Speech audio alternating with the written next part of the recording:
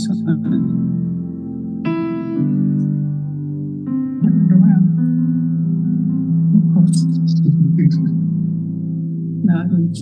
right, everybody.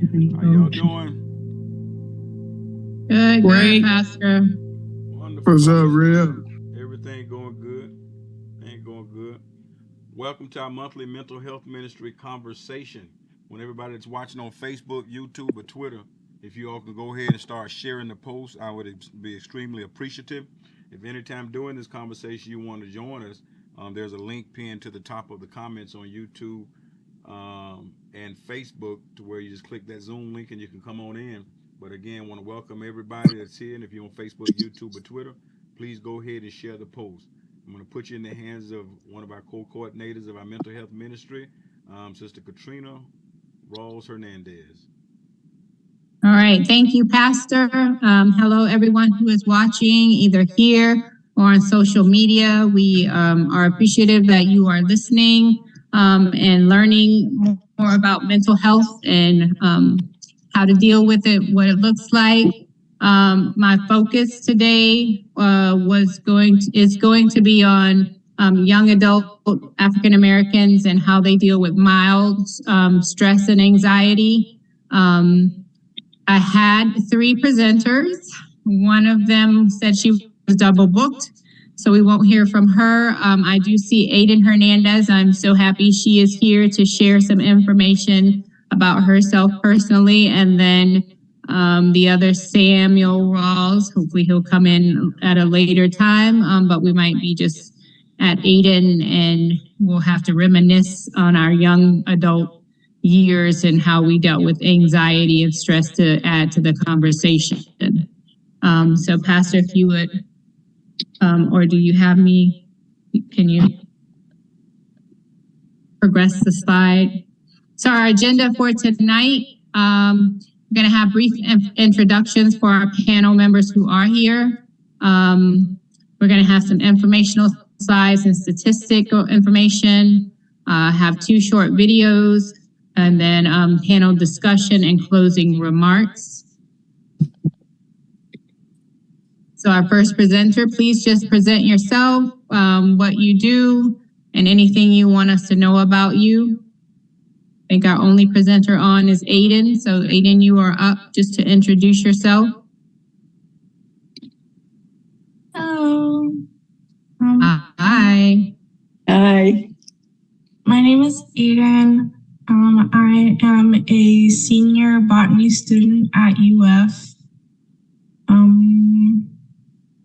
I currently work at Starbucks full-time over the summer as a summer job.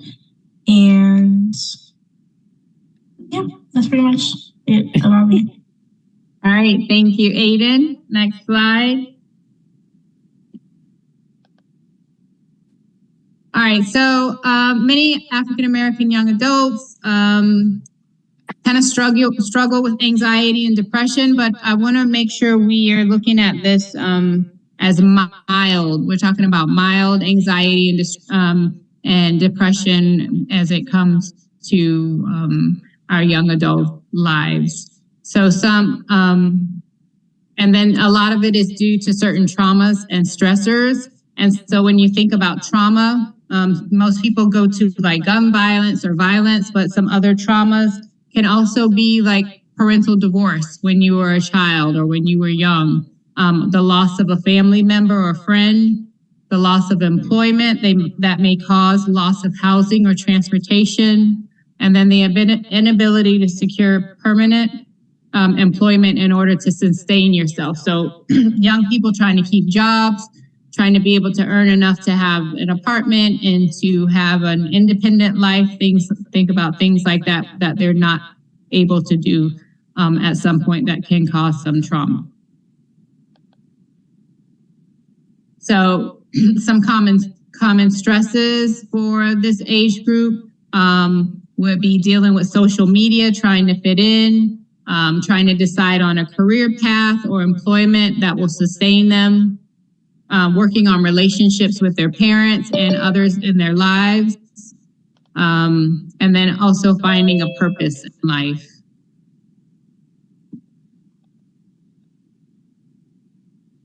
Okay, so some of the statistical information I found, let me move my little box, hold on. Young African American men was part of the study are at a greater risk for experiencing traumatic events. Their examples were witnessing violence, serious injury, or illness, or loss of a loved one. And they're more often to experience that than their white peers.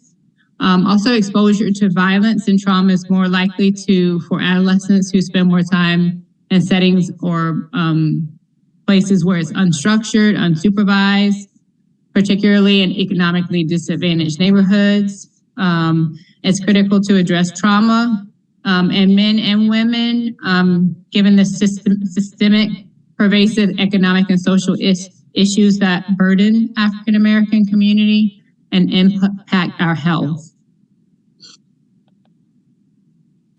So exposure to trauma increases the risk of developing mental health issues or disorders.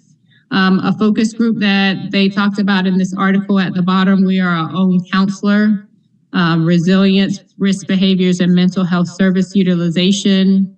They looked at a group of young adult men, ages 18 to 30 who had experienced trauma. And they showed that 65% of those participants met criteria for PTSD. Trauma exposure may also increase the risk of depression. And then young Black males with greater trauma exposure were nearly 3 times as likely to report poor mental health compared to their peers with less trauma exposure.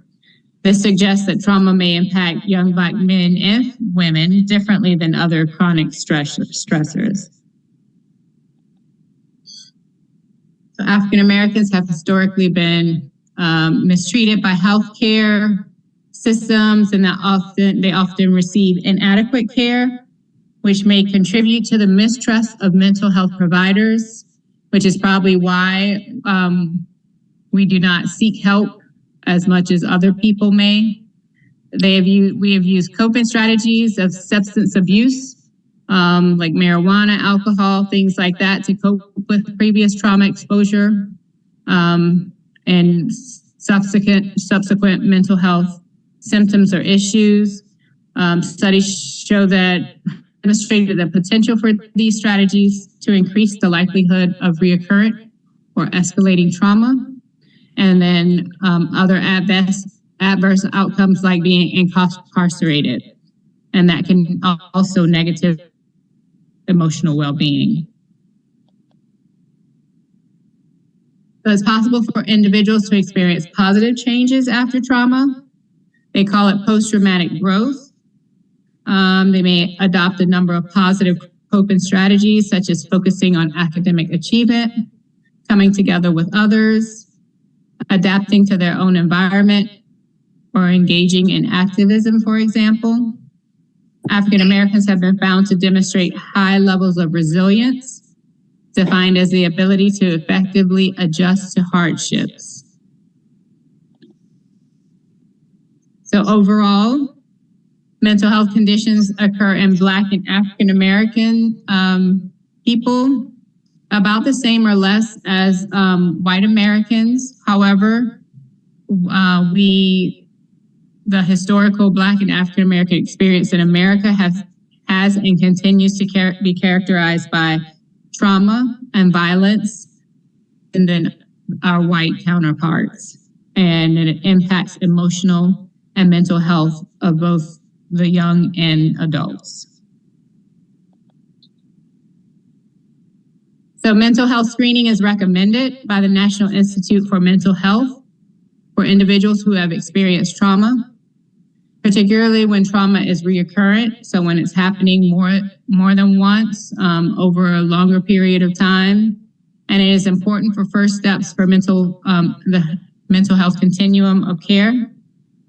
Supportive linkage to care services are needed following mental health screenings and when clinically appropriate. So if you go to someone and they say, well, this is mild, try this, and this for coping, you can do that. However, if it's more than just a mild case of anxiety, depression, whatever it is you're dealing with, then sometimes it's recommended that you see a clinician. Okay, so I have a short video.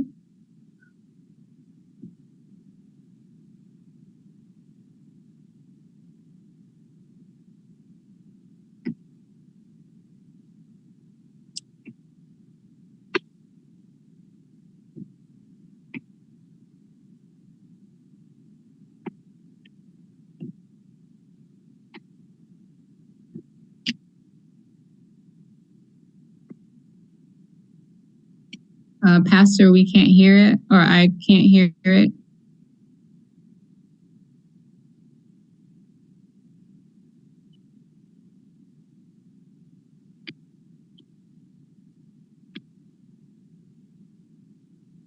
Roxalina, are you able to hear the video? I don't hear anything. Okay.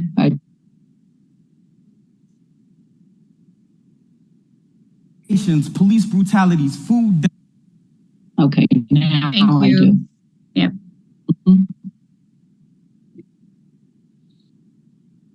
I was always taught to be strong in this world.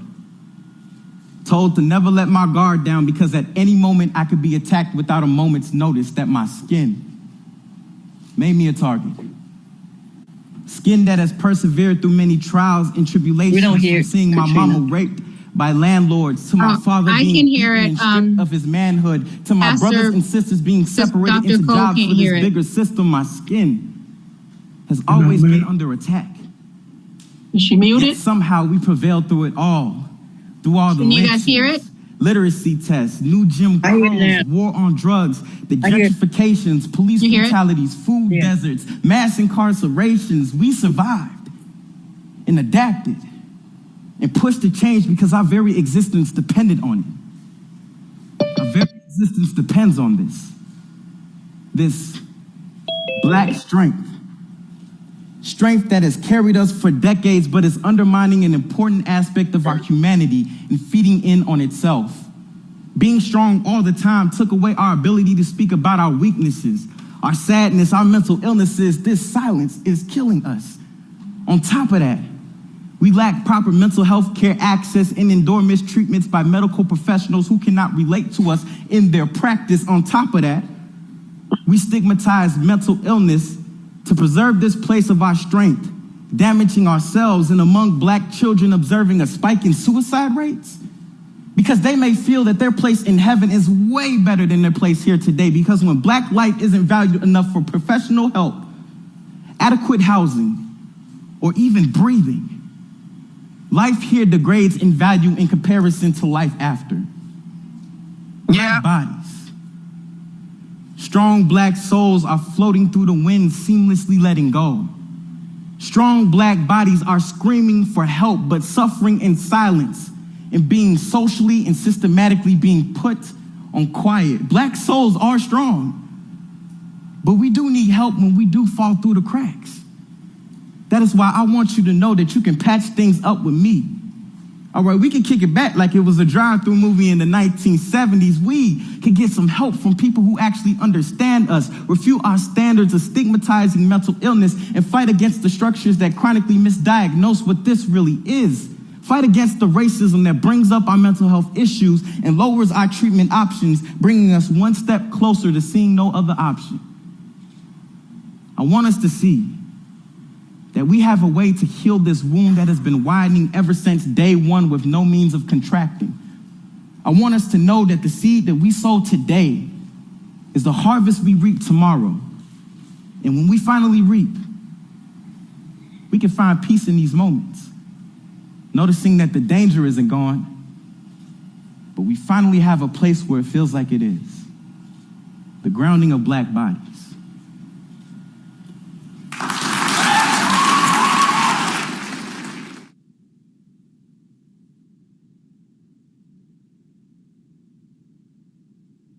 Next slide.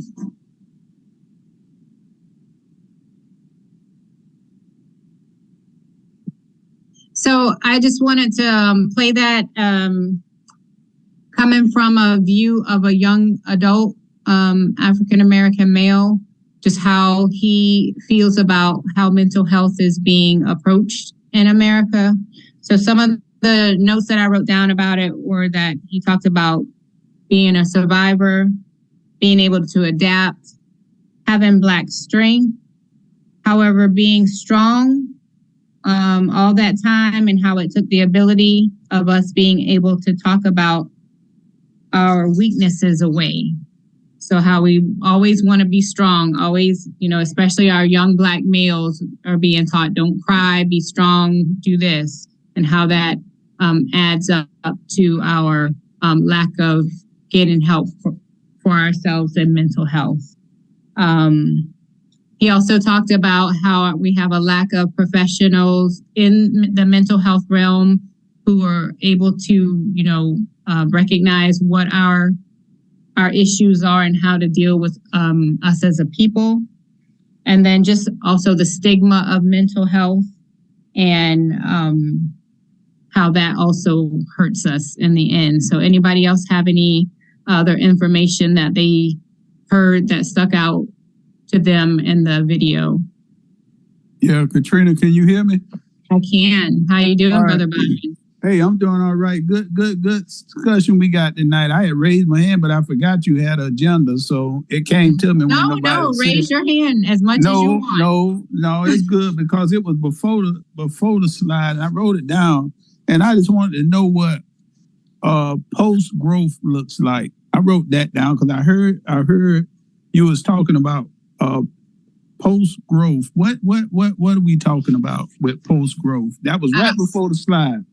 Absolutely. So when you're having some type of mental health issue, whether it be anxiety, depression, anything that you're dealing with, once you can talk with someone about it, whether it be a professional or somebody to help you with some coping skills, once you get those coping skills in order and you're able to work through those skills, then you can get to that aftermath of feeling better and doing better and leaving that depression behind or that anxiety behind because you've done those things as that were coping skills. Or maybe it is a little bit stronger and you need to see a professional and you go through and you see them for a period of time, and then there's growth that way as well. Okay. Selena, you have anything with that? Yeah, I just wanted to add to, I think, I like that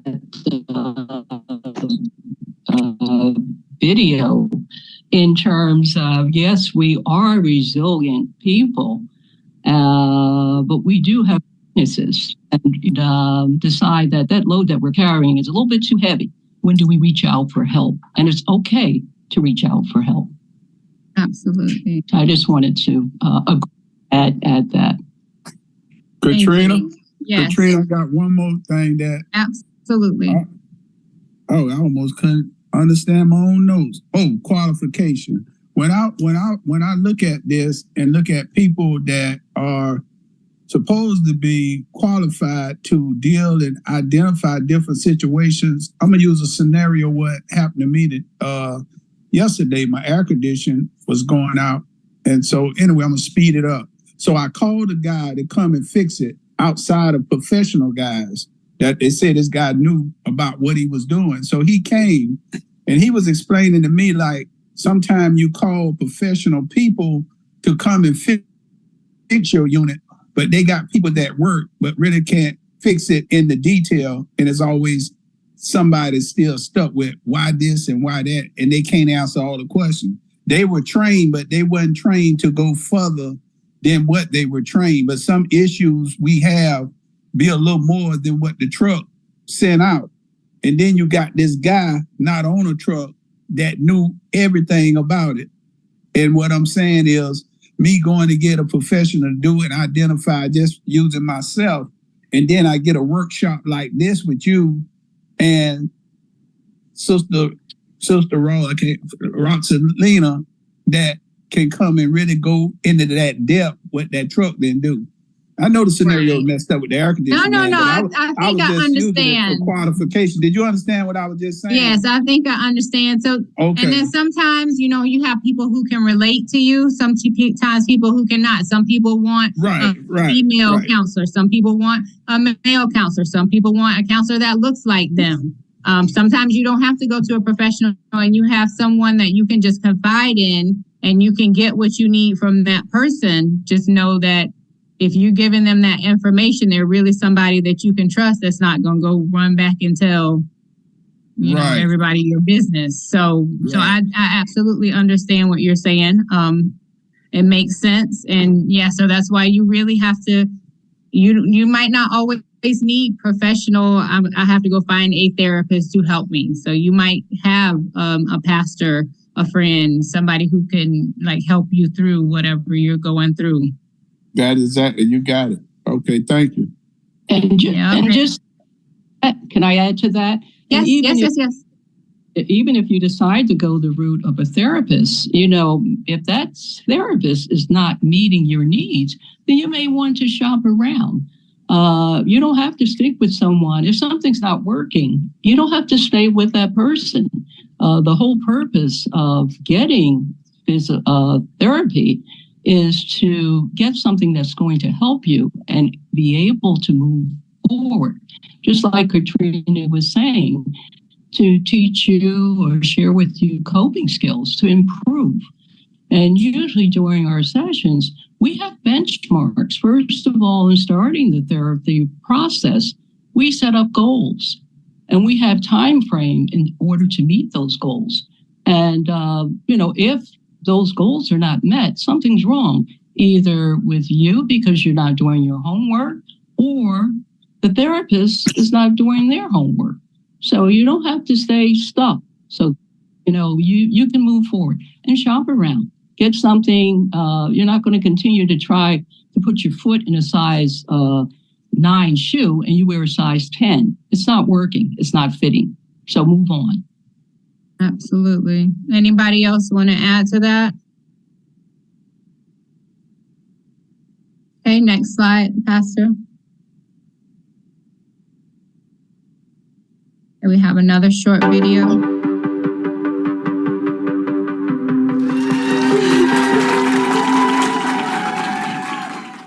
Mental illness, a condition which causes serious disorder in a person's behavior or thinking. Stigma, a mark or disgrace associated with a particular circumstance, quality, or person. So for this, I'm going to need each and every one of you to trust me. Everybody close your eyes. Close them. Good. And now, please raise your hand if you suffer or previously have suffered from a mental illness. Now, in a moment, I'm going to ask everyone to open their eyes. So if you feel comfortable, please keep your hands raised. Otherwise, please put it down. Now, everyone open your eyes and look around. You may put your hands down now. Thank you. So before opening your eyes, a number of people did, in fact, put their hands down, and some didn't raise them at all. The reason being that they felt uncomfortable with people knowing that they had a mental illness. And I'm not at all shaming those who did put their hands down, but this is what the stigma is, and this is what it does to people. It makes them feel like having a mental illness is embarrassing, like it's a personal failure or weakness, that it's being lazy or selfish. Nobody wants to talk about mental illness as it's a taboo in this day and age. But when we bring up this controversial topic, everyone has so many different opinions about it. And opinions based on myths cause misconceptions and the stigma around it, which is why I unquestionably feel the need to talk about this. You know, society is always telling us that mental illness isn't real or it's imaginary, and that is where the stigma begins. The stigma cycle, as some like to call it, begins with the negative perception of mental illness. You see, I go to school with 950-ish students, and about 190 of those students have a mental illness. Now, half of those students will get treatment and see a psychologist or therapist, but the other half have been silenced by the disgrace that is associated with these illnesses. It has made them believe that they are weak and that their illness is just an excuse. We get this negative perception from how mental illness is portrayed in real life and in the media, but what we see and hear isn't always true. So let's go through some. Depression. When that word comes up, what do you think of? Because I know that when I use the word depressed, which is something that myself and all of us need to stop doing because it adds to the stigma, but when I use that word, I use it as an over-exaggeration for being sad. Like, after my favorite characters died in a TV show, it would always follow with, wow, I'm actually so depressed right now. But what I learned through some interviews that I took with people that actually had depression was that it's much more than being a bit upset. Depression is darkness. It's fear. It's worthlessness. It's pain. And it's deep thoughts of death or suicide. So it's not just an adjective that we can use whenever we wish. You know, I used to think, and some people still think, that this is what all depression looks like. And yeah, some people with depression can look like this at times, but majority of the time, this is what depression actually looks like.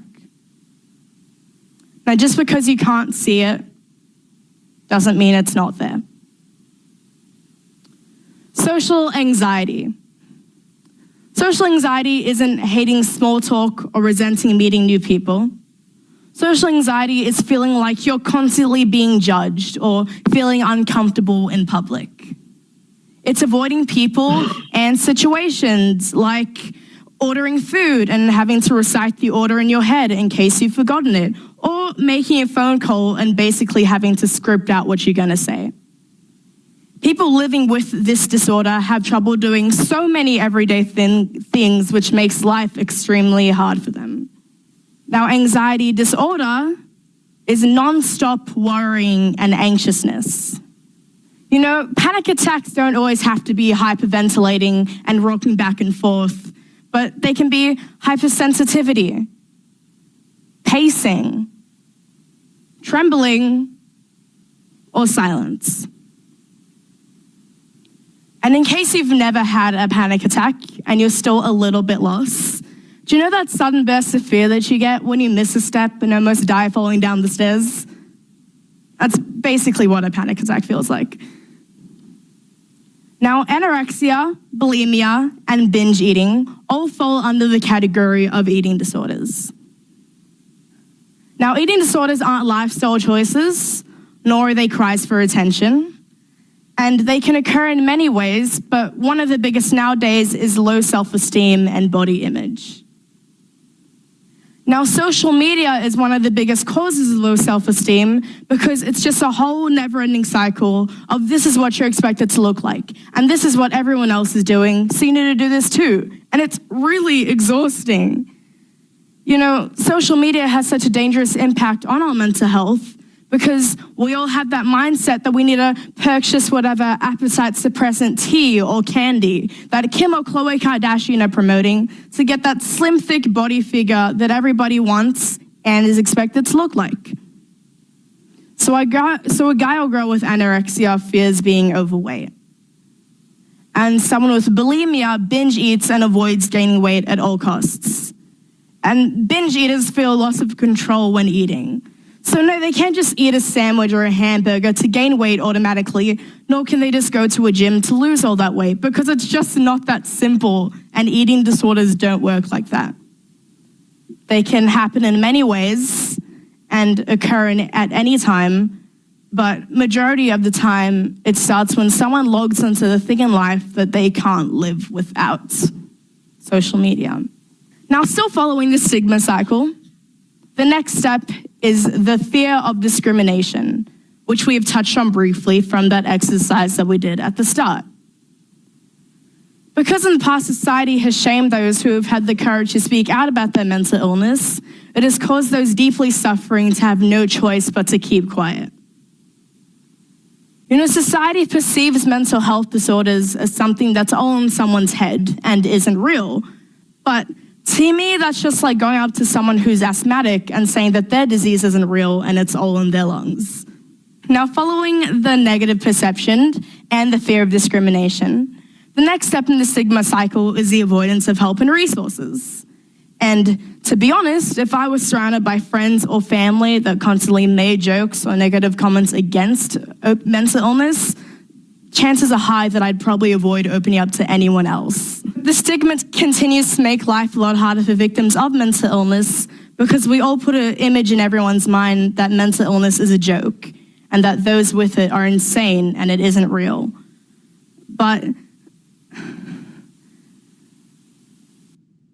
And yeah, you can't see mental health disorders like you can with physical illnesses, but that doesn't mean that it's not there or isn't as real. And to those who still think like that, mental illnesses that are left untreated can have negative consequences on that person and the people surrounding them, like self-medicating with illegal drugs leading to substance abuse and worsening mental health problems. So how are we going to overcome the stigma and end the stigma cycle before it begins? Well, first, let's end the negative perception. And let's stop referring to people with mental illness as crazy and call out anyone around us who does. Then we can start educating people and start opening up mental illness to discussion in workplaces and classrooms. Lady Gaga says that we got to take care of each other. So if you see someone who's hurting, don't look away.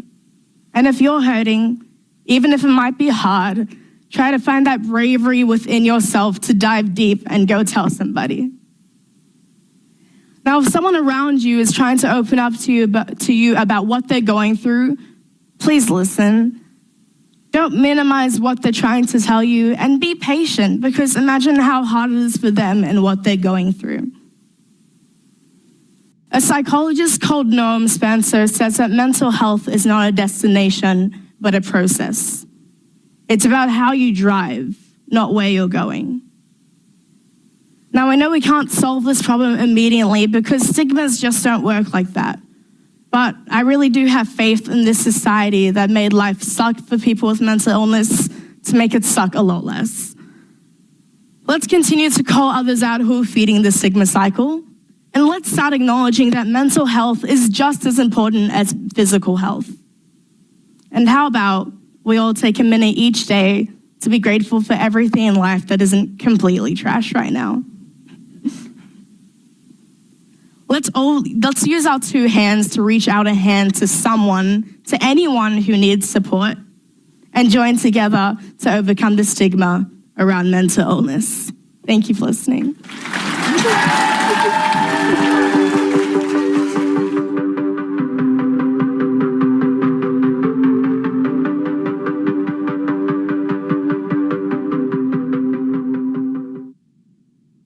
Okay, next slide. All right, so discussion. So when I look at that video, it reminds me of my daughter, her age group, things that they deal with, things that are important, things that affect them. So that kind of got me when I was watching that video. But things that stood out were stigma. Of course, we're always dealing with the stigma of mental health and how we deal with mental health. And then depression and what it actually looks like. So we always think it's somebody crying and sad all the time, but she showed the pictures of the smiling, happy people hiding it behind those smiles. Anxiety, the never-ending worry, or the panic attacks. And then body image, where social media comes in. And you're constantly looking at all these people on social media. This is what you're supposed to look like. If you don't look like this, then, you're not this and you're not that. So having that type of body image issues that come along with those type of things. And then just the levels of anxiety, whether it's severe or mild or anything in between, just they still need to be addressed, still need to be dealt with. And then self-medicating, of course, using alcohol or drugs or anything to help pacify the way you're feeling if you're having some mental health issues. And so always, again, talk to someone, don't minimize it. And then she said mental health is just as important as physical health. So absolutely, we still need to make sure that our minds are just as healthy as our physical self. So anybody else have any comments on the video? Yeah, Katrina. Yes. Yeah, I was listening to that, and I can like have a real live discussion on a lot of mental health that we're missing. And I'll be real brief.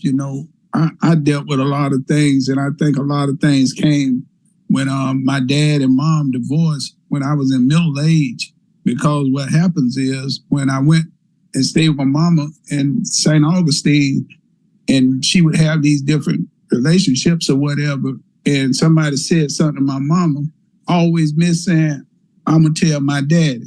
You know what I'm saying? And that was part of something that I had to deal with as an only son. I had 4 sisters. So that kind of did something to me long time ago. And I always wanted to be, and a lot of times people don't understand where I see a lot with young people, when 2 things that I see really affect young people: divorces and remarrying. Because I had a problem when I used to go to Orlando and see my daddy buy these jokers bicycles, and they never bought me one. So that kind of stuff stuck with me. And I heard a lady in the church told me in St. Augustine say, the one that do all the laughing and tell all the jokes are hurting the most. And I was that person. And it took me to get in, and God had to redo my whole mindset to deal with these kind of things. Because when you're dealing with 2 different relationships and all that stuff, it affects these kids. And they go to the school and act out. And why would you go to the school raising sand and the child act out with you before they left? You knew they already was going. So I think we have to just redo that. And like the girl was saying, to reach out and just try to share maybe a testimony with somebody that might be going through the same thing, because that's what most of these young people are dealing with now. They don't say it and telling it, but when they're growing up in these single parent homes, they miss their daddy. Their daddy got them, they miss their mama. If it's not death that caused it, that kind of stuff can really damage a lot of kids, because I experienced it for myself. And just a note, just to be just a little sense of humor, the part with the pacing, that was part of me every Sunday trying to get to church, waiting on my wife.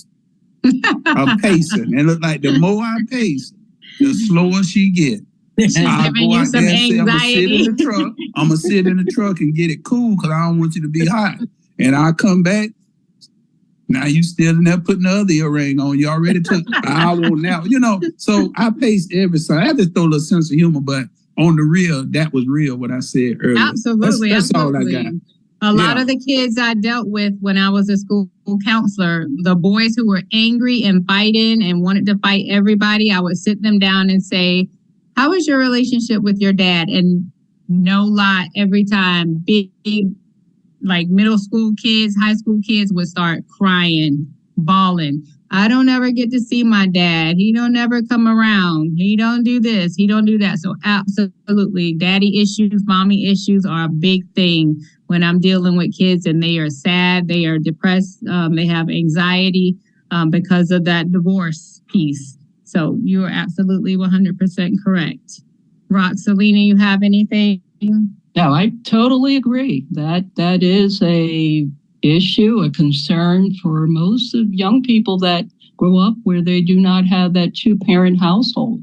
So yes, and for some, they try to suppress those feelings, but like Brother said, eventually it comes out. It shows up in our, in our lives, in our adulthood, and in our marriages. sometimes. So that is a concern that, and something that needs to be worked on. Do your panel, Miss Aiden, is she still on? I have a question. She's on. She unmuted herself too, so I think she has a response to the video. Okay. I have a question for her, my own personal question. Yes, I'm ready.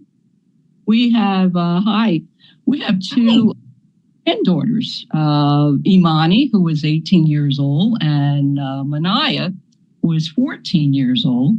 And I guess my question to you is, and I'm just trying to understand their way of thinking, especially that 18-year-old.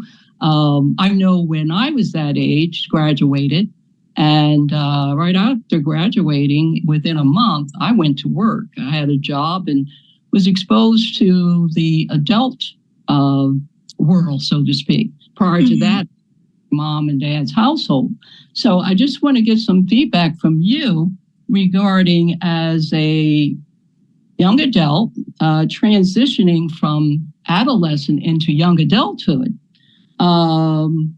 after living under, your parents' care, and now pretty much you're kind of responsible for yourself. It's a new day now from when I graduated.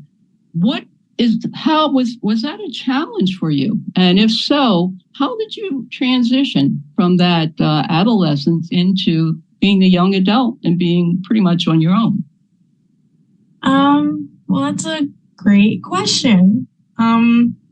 It was certainly a challenge for me, since I don't know, specifically how the economy was back then, but it's 10 times worse now. And inflation is real.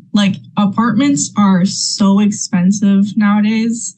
And I learned really quickly that my financial aid that I receive from school is not always going to cover everything that I need on a daily basis. So I basically had to make the decision to go into, working while also doing school. And at first it was very difficult because I was definitely struggling with time management. And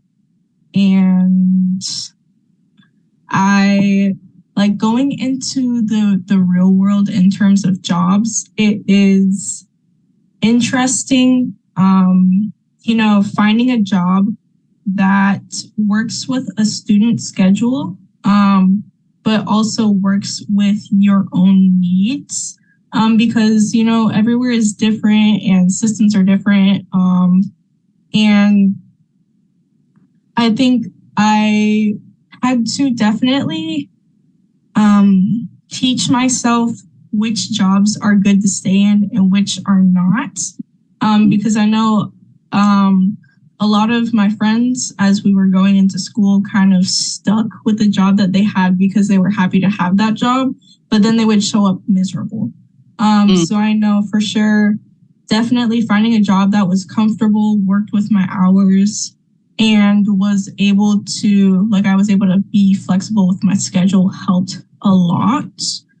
I had a pretty financially stable, example for parenting. My mom taught me a lot about budgeting and set me up with my credit at 18 before I even left the house. So I had a very huge advantage because I would go into these apartment places and they'd be like, "Oh my gosh, you have a really high credit score." And you're like, "Yep." So yeah, it's the adult world is a lot to navigate, but I also feel like I was pretty well off in preparation. And then it's a lot of trial and error, especially with the economy nowadays. Okay. What was your comment for the video? I don't know. I feel like now I've been talking, I forgot.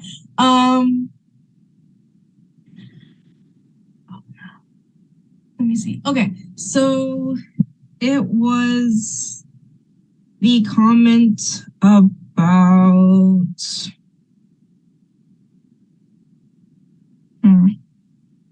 okay, you're gonna have to come back to me. We can come back. Yeah.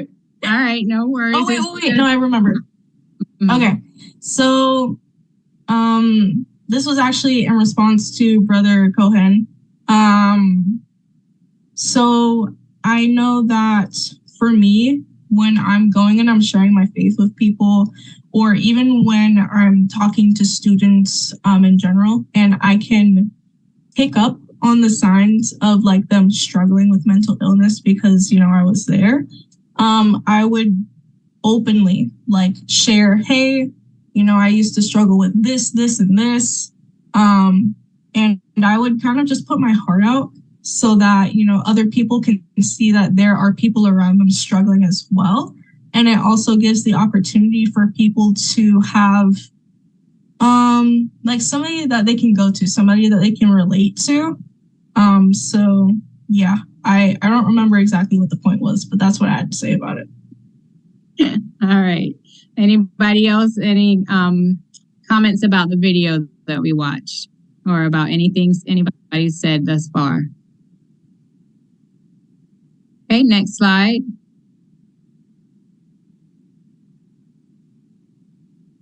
All right, so this is a part where we would have had a couple panel presenters kind of just discussing their own issues with mental health, only as much as they feel comfortable sharing and how they were able to cope and get through.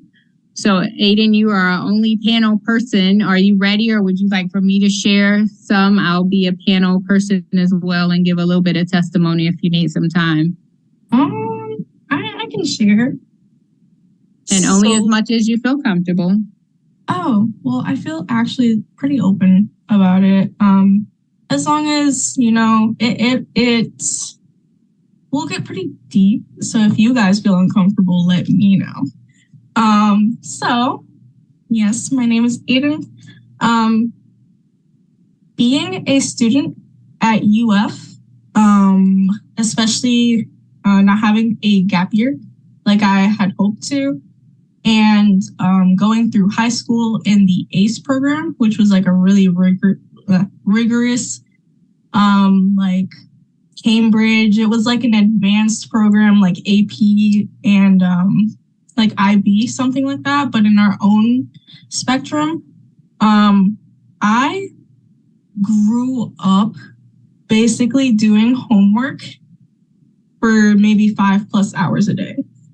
And going through that in high school and then going immediately into college completely burnt me out mentally. I felt like I got to a point where I could not even focus when I was reading assignments, or I did not have the mental energy to sit and to write a paper that was about like something very simple. And so it would lead a lot into anxiety of like me kind of not wanting to put myself in the mental space anymore to struggle with these assignments, but not really having a choice because it's, you know, it's school. I had a lot of financial stress moving into college. I know I said I was very prepared, but I was also, you know, I had the heart of a young, free college student, and I wanted to just go and spend money because I had it. And I didn't always put myself in financial situations, but sometimes I would find myself in them. And they would definitely be cause a lot of stress because you know, it just once you move out of the house and into college, it feels so much more real. Like you know, like, oh my gosh, if I don't pay my rent and you know, they get upset at me for whatever reason, or I can't continue to pay my rent, like I'm not gonna have a house. I'm not gonna have anywhere to live.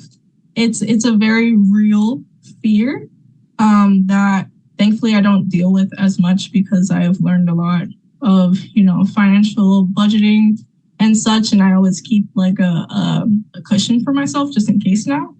But yeah, back then I pushed it.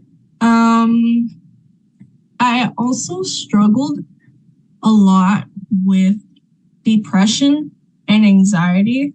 And yes, like in the video said, I was a very cheerful, laughy, haha person, but I definitely felt very empty, alone, yes, suicidal. I was actually, I'm going to be open about it. I was actually Baker acted in my first semester of UF. I was experiencing a lot of the stressors all at once, and I couldn't take it. Like the depression that I was feeling was triggered. It's probably like my worst experience ever in life. And it did not help, actually. Like, that would be another interesting topic to speak about, but the facility that I went to did not help. It actually made it like 10 times worse. I struggled a lot with depression and anxiety because I feel like there was partial childhood trauma with the parental divorce that I went through. I had friends in high school, but I was also very quiet and very involved in my studies. And so I would isolate myself, like even at home. And I ended up kind of like pushing a lot of my friends away. It became a hole that I had definitely dug for myself. And at one point, I just could not get myself out of it. I would struggle actually almost every day to one point with anxiety and panic attacks. And yeah, they're not always big and loud, but mostly when they came about for me, it felt like the end of the world. Like I had a huge amount of fear, and I would lose the ability to control my breathing, and I would be just sitting there like gasping and freaking out, and nothing could be happening at the moment, but it could be like something that, you know, maybe I was struggling with, or it could like sometimes they were triggered by nothing at all, just because like I held so much anxiety inside. And it was very interesting I can't really say I've completely overcome it. I actually think I had one the other week, and I actually had to call one of my sisters to sit and to pray with me while I worked on my breathing. So yeah, panic attacks are definitely not fun. How do you think you said you think you might be over it, but maybe not quite? What things did you do to get through what you were feeling? So at first I could not tell when they were coming on. And so when it would happen like all at once, and I wouldn't be able to control it. But as time continued and I kept on having them, I was able to kind of feel the beginning of when it would start and like actively focus on my breathing and try and make myself like calm down. So that's kind of how I tried to overcome them. But what kind of things did you do to overcome like your overall anxiety and depression? Like what type of coping skills? Did you see someone? Do you go to God and pray? What kind of things do you do? So I definitely went to a therapist. And this was because it had gotten really bad. I was not eating. I was barely drinking anything. And I would actually be like starving to the point, and I would not have the energy to make me any food. So I kind of caught myself in a cycle. And I made myself go see a therapist, because I knew that if I did not get outside help, it would not get anywhere. Like, I was just kind of driving myself deeper. So yeah, my therapist was through the UF Wellness Counseling and Wellness Center. And it was actually free because I'm a UF student. And we would meet maybe like once, sometimes twice a week. And she was so nice. She was a nice African American lady. And she was very open. And I felt like immediately after the first session, like I could open myself up to her. Like I was really nervous at first, but she was very open and knowledgeable. And I felt like I could be comfortable, just sharing what I had to. And so I feel like she helped me a lot with getting through a lot of the anxiety and the trauma that I held on to. But genuinely, my depression mostly stopped when I I fully devoted my heart into seeking God. And so like I was doing Bible studies to become a disciple. And I was actually baptized again Father's Day, June 18th, July 18th. It was one of them. And I genuinely feel like after giving my heart to God and fully just diving into diving into the Bible and having a community of sisters who have experienced the same thing, I actually do not struggle with depression at all anymore. I feel an extreme superlative happiness in my environment, because I know that God is with me, and everything that I am going through, He is going to, help me with. He will provide for me. I genuinely feel like a completely different person. Which is why, like, when I had the panic attack the other week, like, it surprised me, because like it was after I had gotten baptized. So that was when I had to have the sister come and pray with me. But since then, I've been doing pretty good. Good. Anybody have any questions for Aiden? I don't have any questions, but what a wonderful testimony, sharing that with us, and to see how the mind, body, and the spirit, our physical health, our mental health, and our spiritual health is very important in getting through that process. I thank you again for sharing that testimony. Powerful. Of course. Anybody else? Okay, next slide, Pastor. All right, so just closing remarks. Anybody want to say anything about anything that we discussed? Any questions? Aiden, thank you for being so brave to tell your story. I just wanted to really focus on young adults, 18 through 30-ish, and just get their perspective on things that they have to deal with that are a lot different than maybe what we've had to deal with, or people older than us have had to deal with. So thank you, Aiden.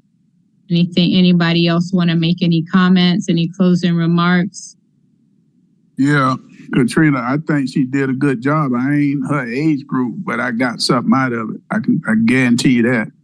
Absolutely. I'm double that, but that was real good stuff, man. And I really admire her for being open with that, because a lot of young kids are holding that same testimony back, and then that's where the problem come in that you don't share it.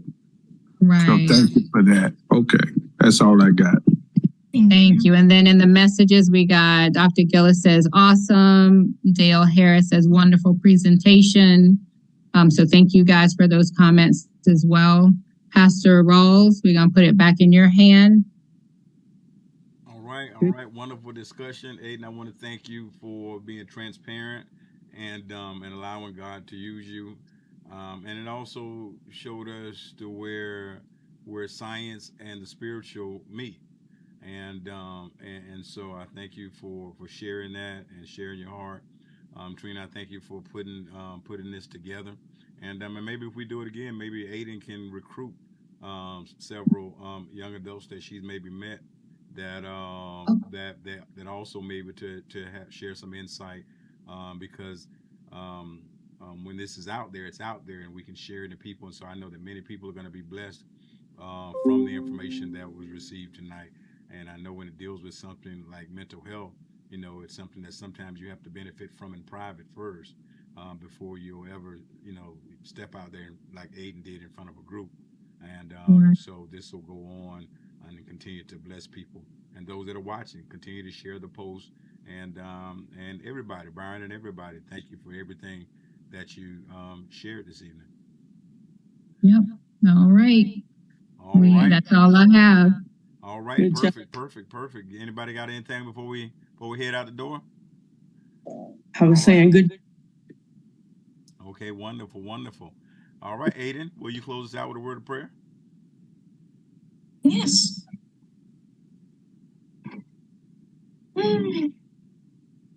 Dear Heavenly Father, I just want to thank you for giving us this time to come together and to be able to learn about, the mental health issues within society and what this young generation is dealing with. I thank you that we're spreading the awareness for people to learn about it so that when they see it, they can help others and that they can encourage people to speak out when they need to. Yeah. I thank you, Lord, for, giving me the courage to come out and to share my heart because I know that somebody out there is going through exactly what I was. And, they're probably still in it. And I pray that you guide them through it. Because I know the deep, dark place that it is. I thank you again for, everything that Mom has done to put the presentation together and for everyone asking their amazing questions because it shows how open their hearts are and how willing they are to learn about the issue. I pray that this reaches many people and that we all have a great, restful night. And in your name I pray. Amen. Amen. Thank you. Y'all have a good night and a good week, rest of the week. Thank you. You too. Bye. Bye.